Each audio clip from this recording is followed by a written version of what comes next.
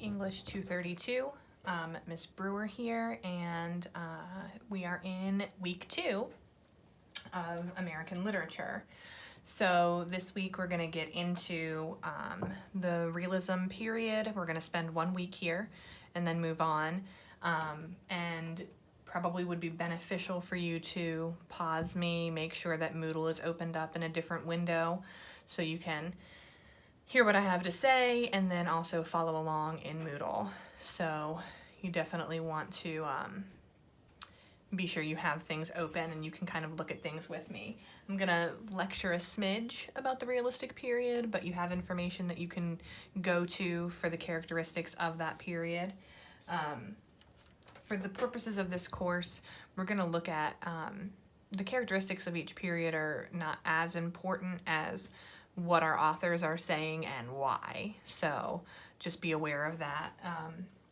Okay, so when we look into American realism, which you have a link that kind of gives you a little bit of background or a little bit more detail than your literary period handout from last week, and just have some notes to go through with you guys on the realism period. So it's from 1860 to the 1900s. Every time you have a time period, it's always give or take, right? So maybe a little before, maybe a little after. Some writers kind of fall into periods that overlap, especially as we get later into the semester. But the realism movement was essentially a reaction to the Romantic period and Transcendentalists. So those are some of my favorite writers, actually, like Thoreau and Emerson, and the idea of transcending oneself and getting into natural elements. But realism was a reaction to that. So now the writing is attempting to portray things as they really are. There's not this flowery language. There's not really a lot of existentialism happening. The realism period is presenting life as the author sees or observes it realistically. So Whitman is interesting because he was around with the Transcendentalists and writing at that time, and he has some aspect of their writing with the nature and those types of things, but his style is realistic. He actually didn't like the Transcendentalists. He thought they were annoying, and he attempts to portray everyday life and what one experiences in kind of more accessible language, what was close to the vernacular that he experienced. It wasn't a whole lot of flowery, super academic language like Thoreau or Emerson would use. So even though he talks about nature a lot, he doesn't fall into that transcendentalist romantic type of a writer. He falls under realism. And so you're looking essentially from like the Civil War on to the turn of the century, the 1900s, and the kind of characteristics that stand out that are important is that, we try to show reality, and it's a very close look at reality, and it's also in very good detail, okay? And when you look at the use of dialect and the vernacular that characters would speak in, that detail is present. More than plot or setting or anything like that, the character was more important, okay? So the people, which is probably why Mark Twain is viewed as like the American bard. So, Shakespeare is the bard, and Twain is kind of viewed as the American bard because he would create these very American characters using dialect and using that realistic style. We are not reading Twain for the purposes of our class. Most likely you have read Twain already. Hopefully you have. If not, he's very funny, so feel free to read him on your own. But for the purposes of this course, we're not focusing on him. There are very few old dead white guys that we're gonna read. Walt Whitman is one, so we'll be reading him this week.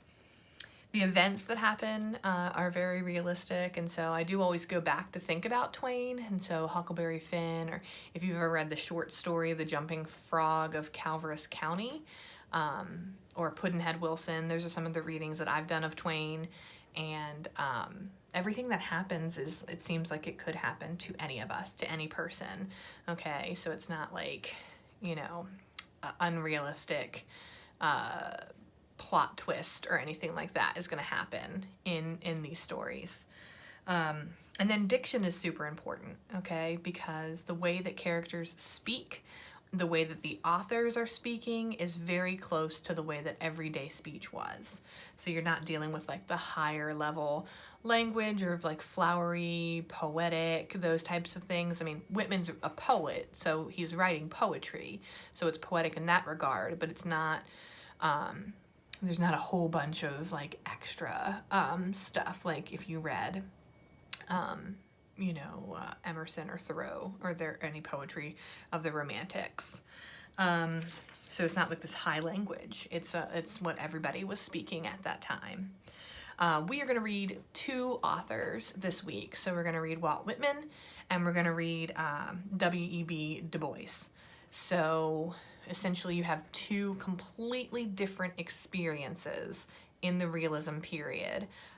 You have Whitman's experience and then you have Du Bois' experience. Whitman, who was very educated, they're both very educated men, but you have essentially the white experience and the black experience here. So with Whitman, his portrayal of what he sees from America is going to be vastly different than what W.E.B. Du Bois would see, okay? But they're both talking about, in their excerpts, what it is to be an American. And so Whitman talks about Song of Myself. We're only going to read certain sections of that. And then also I Hear America Singing, which is a super important poem. And when we get to the Harlem Renaissance later, Langston Hughes actually replies to Whitman's poem. So keep that in the back pocket. You're going to go back to this poem later on in the semester. And then when you look at W.E.B. Du Bois's excerpt, the only sections you're reading are the forefront and section 1 of Spiritual Stirring, but that entire book is fantastic, The Souls of Black Folk, and essentially in it he's talking about almost a dual identity, right? Being black and also being American, and how to navigate between the two, because America doesn't really support the African American at that time. So it's a really great read if you want to read the whole thing. But for our purposes, the forethought and Spiritual Stirring is where we're going to live. So you have 2 poems to read this week, and then you have those 2 excerpts from Du Bois to read. And then you'll participate in a discussion forum. So here's the thing with discussion forums. It's really important that you craft a detailed initial response that utilizes quotations, evidence from the text to back up your opinions, and also you can do, personal experiences and things like that, but it's always a text-based response. That's really important. So if you're talking about literature and you're not referring to the literature, there's a problem there. So our initial response should always refer to the text in great detail. And then after you post your initial response, which I would like everyone to have an initial response posted by Friday night, then after you've posted your initial response, then you can go in and you'll reply to 2 of your peers. Let's talk about the reply, okay? So the reply is not, "Yes, Susie, I really agree. The sky is very blue.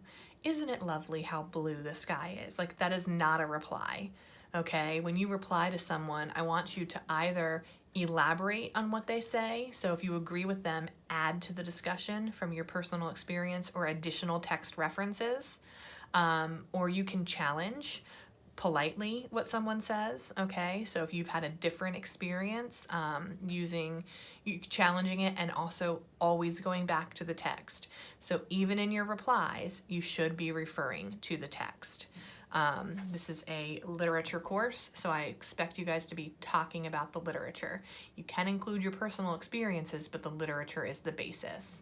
So 300 to 500 words is what I'm looking for. Always make sure you're meeting the minimum in the word counts. And then of course your replies are 150 to 300. They don't have to be crazy long, but at least 150.